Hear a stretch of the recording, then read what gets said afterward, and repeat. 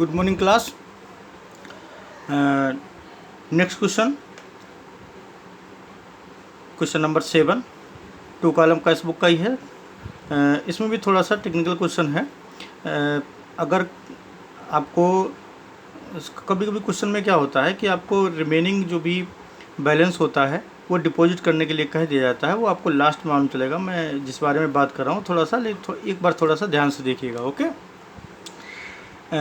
Prepare 2 column cash book from the following transactions and balance the book of 31 जनवरी 2014। आपको calculate करना है। 2014 में कह रखा है कि जनवरी 1 कैश इन हैंड कितना है आपका 50,000 एंड बैंक ओवरड्राफ्ट है आपका 1,90,000। देखिए कल वाले जो क्वेश्चन में था कैश का और बैंक का दोनों का बैंक बैलेंस दे रखा था, तो हमने टू बैलेंस बीडी करके उसको ट्रांसफ़र कर दिया था। बट इसमें क्वेश्चन में कह रखा है कि कैश का तो डेबिट बैलेंस है, बस बैंक के लिए क्या बता रहा है ओवरड्राफ्ट है। यानी कि बैंक का ओवरड्राफ्ट मीन्स होता है जब क्रेडिट बैलेंस होता है, जब क्रेडिट बैलेंस होता है तो इसको ध्यान रखेंगे। बैंक ओवरड्राफ्ट अगर दे रखा है तो इट्स मीन्स होता है कि बैंक का क्रेडिट बैलेंस है। अब ओवरड्राफ्ट के बारे में आपने शुरुआत में जो थ्योरिकल पोर्शन है उसमें पढ़ा भी होगा, मैं एक बार थोड़ा सा आपको बता देता हूँ। ओवरड्राफ्ट मीन्स होता है जब आप एक तरीके का बैंक ओवरड्राफ्ट, बैंक को हम कहते हैं हिंदी में बैंक अधिविकर्ष। विकर्ष मीन्स होता है ऋण, कर्जा, लोन जिसको बोलते हैं।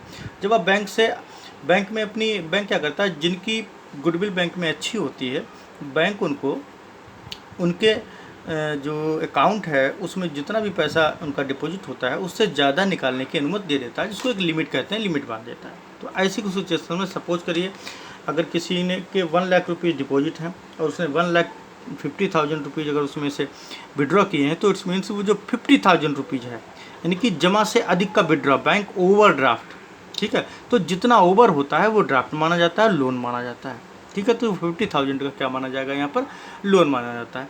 सेम सिचुएशन में तो इसका मीन्स होता है कि अगर बैंक ओवरड्राफ्ट है तो ये क्या है, बैंक का क्रेडिट बैलेंस है आपके ऊपर, ये एक तरीके का लोन होता है, इसको ध्यान रखेंगे। तो डेबिट बैलेंस को चाहे वो बैंक का हो चाहे कैश का हो उसको हम डेबिट में ट्रांसफ़र कर देते हैं। बट अगर क्रेडिट का बैलेंस है बैंक ओवरड्राफ्ट का या बैंक क्रेडिट बैलेंस ही लिख रखा है तब हम उसको क्रेडिट में ही ट्रांसफ़र करते हैं। अब देखेंगे हमने क्या किया, 2014 जनवरी 1 में टू बैलेंस बीडी, कैश का तो डेबिट बैलेंस हमने कैश में ट्रांसफ़र कर दिया, बैंक का कॉलम में हमने डैश कर दिया। फिर जनवरी 14 में बाई बैलेंस बीडी, जो बैंक का बैलेंस है आपका 1,90,000 वो हमने बैंक वाले कॉलम में क्रेडिट में ट्रांसफ़र कर दिया। ये आपको मालूम है ये क्रेडिट होता है, ये डेट के बाद के जो भी कॉलम्स होते हैं वो क्रेडिट के, डेट के पहले से जो भी कॉलम्स होते हैं वो डेबिट के। यानी कि कैश बुक 2 पार्ट में बटी होती है, डेबिट एंड क्रेडिट। क्रेडिट में हमने ट्रांसफ़र कर दिया। अब नेक्स्ट ट्रांजेक्शन देखते हैं। फिर क्या रखा है, जनवरी 2 में purchase goods from Rajesh Kumar of the list price of ₹50,000 at 5% trade discount and payment made by cheque. अब देखिए इसको ध्यान रखना है, आपने परचेज किया है गुड्स 50,000 का जिसमें से 5% का ट्रेड डिस्काउंट है। ट्रेड डिस्काउंट की एंट्री आप लोग कर चुके हैं कि ट्रेड डिस्काउंट को हम क्या करते हैं, जनरल में इसकी कोई एंट्री नहीं होती है, हम ट्रेड डिस्काउंट को लिस्ट प्राइस में से कम कर देते हैं, यानी कि लेस कर देते हैं, घटा देते हैं, और फिर जो बैलेंस बचता है हम उससे जनरल की एंट्री करते हैं। तो सपोज करिए अगर हमको इसकी जनरल की एंट्री करनी हो तो क्या हो जाएगी, purchase account debit to, cheque से पेमेंट हुआ है तो क्या हो जाएगा, टू बैंक। अगर कैश में होता तो टू कैश हो जाता। ओके।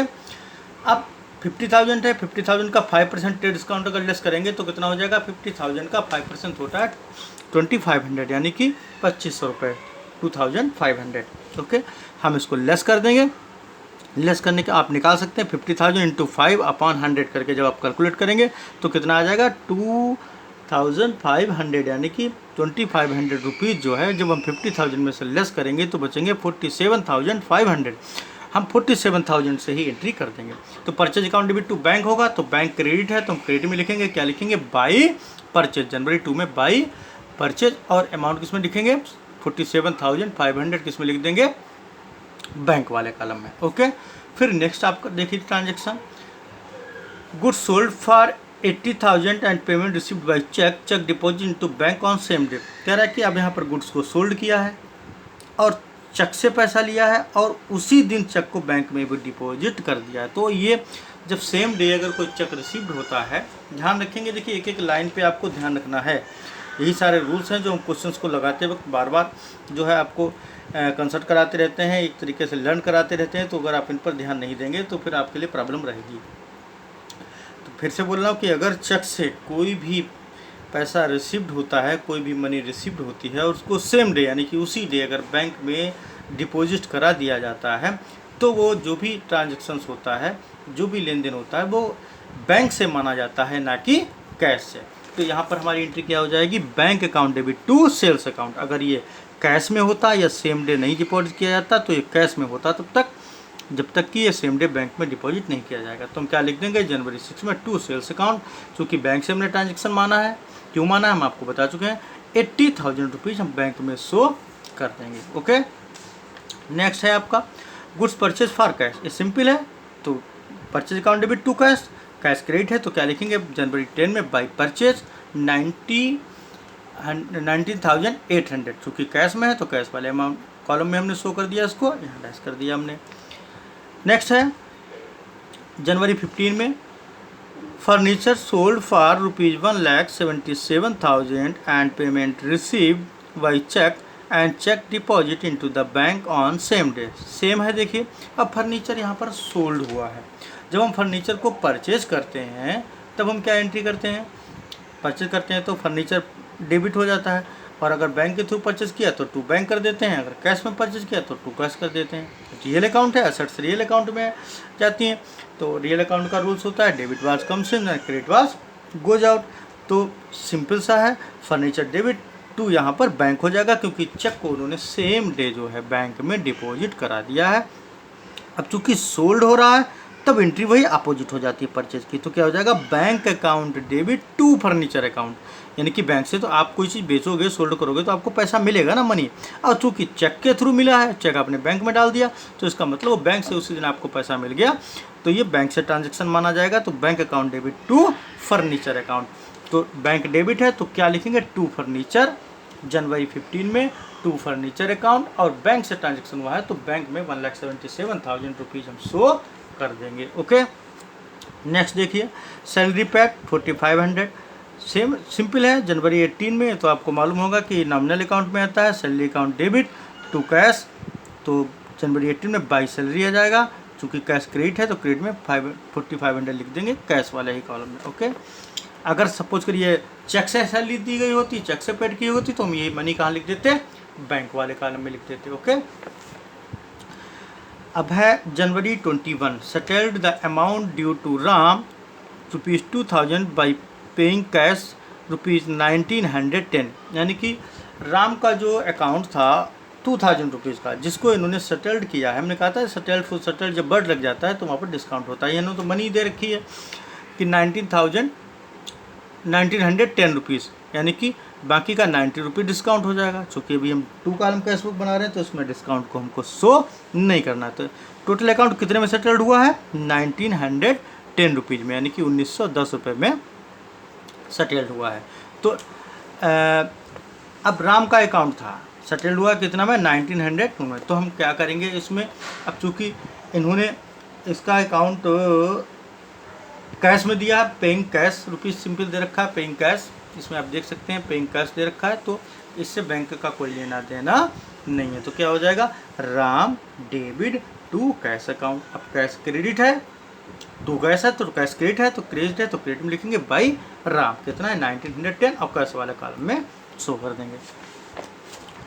फिर है आपका कैश रिसीव्ड फ्रॉम जय ₹14,718 full settlement of his account. अब देखिए इसमें भी दे रखा है फुल सेटलमेंट बाई वर्ड, तो इसमें रिसीव्ड है तो उल्टा हो जाएगा, टू जय हो जाएगा 4,780, टू जय 40,780 रुपीज़ जनवरी 22 में।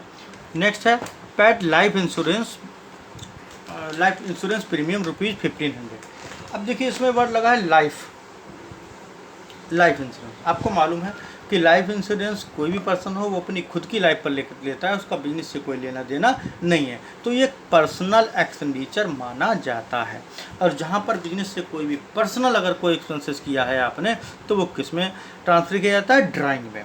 तो जो पैड हुआ है पैसा 1500 रुपीज़, ये किस में चला जाएगा, ड्राइंग में, ना कि लाइफ इंश्योरेंस में। अगर ये बिजनेस का इंश्योरेंस होता तो हम इंश्योरेंस जो भी प्रीमियम होता वो अकाउंट डेबिट करते, टू कैश करते, अगर बैंक के थ्रू होता टू बैंक करते।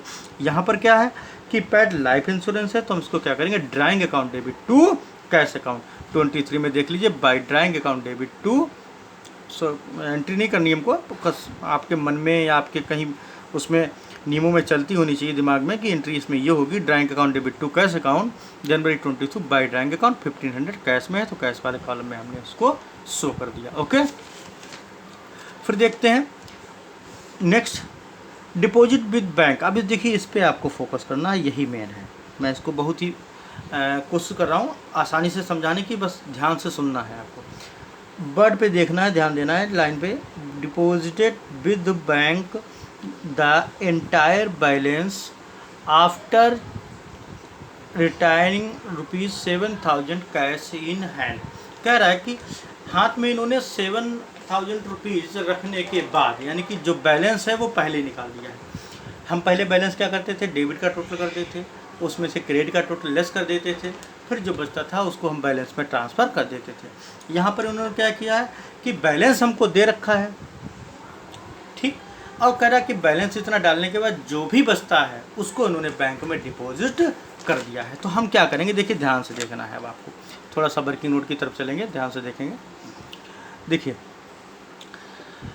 वर्किंग नोट, डेबिट बैलेंस आप कैश कॉलम कितना है आपका 7,000। भाई डेबिट का ही बैलेंस होता है, जिसका बैलेंस ज़्यादा होगा तो हम बाई बैलेंस, हमने कहा था कैश का हमेशा डेबिट बैलेंस होता है, तो बाई बैलेंस CD। अभी सोच लीजिए हमारे पास में ये एंट्री अभी हमने नहीं की, ये वाली एंट्री को अभी आप समझ लीजिए हमने नहीं की है। हमने क्या किया, बैलेंस को ट्रांसफ़र कर दिया 7,000, ठीक। फिर हम क्या करेंगे, डेबिट कॉलम का टोटल कर लेंगे, जो कि कितना आएगा 64,780। अब लेस कर देंगे इसमें क्रेडिट साइड का टोटल। अब उसमें क्रेडिट साइड के टोटल में 19,800, ठीक है। ये देखिए मैं नीचे उंगली भी रखे हुआ हूँ, हमारी फिंगर को देखते रहिएगा, ऊपर पेन को दोनों तरफ 19,800, ठीक, 4,500, 910 एंड 1,500 एंड ये 7,000। अभी हमारा इससे लेना देना नहीं है, क्योंकि ये तो हमको पता ही नहीं था कि कितना डिपॉजिट किया। इन्होंने कहा कि 7,000 आपको कैश में रख करके, यानी कि बैलेंस हमको दे रखा है, बाकी के जो बचता है उसको ट्रांसफ़र कर देना है। तो इन सब का टोटल हम जब करेंगे तो कितना आ जाएगा, यानी कि यहाँ से यहाँ तक का टोटल जो है ये, अब प्लस इसमें ये 1 2 3 4 एंड ये 5 अमाउंट जब हम ऐड करेंगे तो कितनी आ जाएंगे 34,710। इसको लेस करने के बाद कितना बचता है 30,070। ये हम क्या करेंगे, डिपॉजिटेड इनटू बैंक। और जो आपको मालूम है जब कोई पैसा बैंक में डिपॉजिट होता है तो हम उसकी क्या करते हैं, कंट्रा एंट्री करते हैं। याद रहेगा क्या करते हैं, कंट्रा एंट्री करते हैं। तो डिपॉजिट इनटू बैंक है, तब हम बैंक में डिपॉजिट करेंगे तो एंट्री क्या हो जाएगी, bank account debit to cash account, bank account debit to cash account. दिख रहा होगा आप लोगों को, ध्यान से देखिएगा, bank account debit to cash account. अब पहले हम देख लेते हैं बैंक डेबिट है तो हम क्या लिखेंगे, टू कैश अकाउंट, और इसमें आपको मालूम है सी फॉर कंट्रा, सी से रिप्रेजेंट करने के लिए एल वाले कॉलम में सी लिख देते हैं कैपिटल लेटर में। ये हमने ट्रांसफ़र कर दिया। फिर क्या हो जाएगा, कैश को देखेंगे तो क्या हो जाएगा, बाई बैंक, और कैश वाले कॉलम में लिखेंगे यहाँ टू कैश तो बैंक वाले कॉलम में, यहाँ बाई बैंक तो टू कैश वाले कॉलम में सेम अमाउंट लिख दी। अब ये तो हमको मालूम है, ये पढ़ने के बाद फिर हम इसका टोटल कर लेंगे। इसमें सॉरी टू कैश ये हमारा 30,070 पड़ गया। इसको पढ़ने के बाद में फिर हम इसका टोटल करेंगे। टोटल करने के बाद ये जो टोटल है दोनों का टोटल करने के बाद लेस कर देंगे तो हमारा कितना बच जाएगा बैलेंस में 49,570। ध्यान रखना है, केवल एक ये बैलेंस आपको कंफ्यूज करेगा तो इसको आपको ध्यान रखना है। हम इसको लिखने के बाद, यानी कि ये कैश का हमेशा डेबिट बैलेंस होता है, कभी भी उसका बैलेंस क्रेडिट नहीं हो सकता। ये बात मैंने आपको पहले भी बताई है। इक्वल तो हो सकता है लेकिन कभी भी कैश का बैलेंस क्रेडिट नहीं होगा, यानी कि डेबिट का कॉलम क्रेडिट के कॉलम से कभी भी कम नहीं हो सकता। कैश वाले उसका ध्यान रखेंगे, कैश वाले कॉलम का। तो आपको ध्यान रखना है कि डेबिट बैलेंस होता है तो डेबिट बैलेंस यानी कि डेबिट का कॉलम का अमाउंट ज़्यादा होता है, क्रेडिट के कैश का कॉलम अमाउंट का कम होता है। तो हमने इसको ट्रांसफ़र कर दिया, फिर इसको इन सबको ऐड कर दिया हमने डेबिट में से, जो कि टोटल हमको मालूम है, सिंपल सा, इसमें तो कुछ पढ़ना नहीं है, हमने लेस कर दिया। जो भी हमारा बचता है उसको हम डिपॉजिट कर देंगे बैंक में, क्योंकि वो यही कह रहा है। अब देखिए ध्यान से लाइन को, deposit with the bank the entire balance after retaining rupees 7,000 cash in hand, यानी कि 7,000 रुपये हाथ में रखने के बाद जो बैलेंस बचता है, बाकी का जितना पैसा बचता है वो बैंक में डिपॉजिट कर देना है। तो हमने 7,000 अपने हाथ में रखा, बाकी कितना बचा हमारा 30,070, उसको हमने बैंक में डिपॉजिट कर दिया। और बैंक में डिपॉजिट करने की हमारी जो है वो क्या होती है, कंट्रा एंट्री होती है। इसको ध्यान रखेंगे, कौन सी एंट्री होती है, कंट्रा एंट्री होती है। कंट्रा एंट्री को हम डिपॉजिट करते हैं। बैंक अकाउंट में डिपॉजिट किया है तो बैंक में डेबिट हो जाएगा टू कैश, तो पहले हम टू कैश बैंक वाले कॉलम में डाल देंगे, फिर बाई बैंक कैश वाले कॉलम में डाल देंगे। इसका टोटल कर लेंगे डेबिट साइड का, इसका क्रेडिट साइड का टोटल कर लेंगे, डेबिट से क्रेडिट लेस कर देंगे, तो हमारा जो बैलेंस है वो अपने आप निकल के आ जाएगा। बस इसमें और कुछ मेन नहीं था, लेकिन ये बहुत मेन पॉइंट था, इसलिए मैंने इस क्वेश्चन को डिस्कस किया है।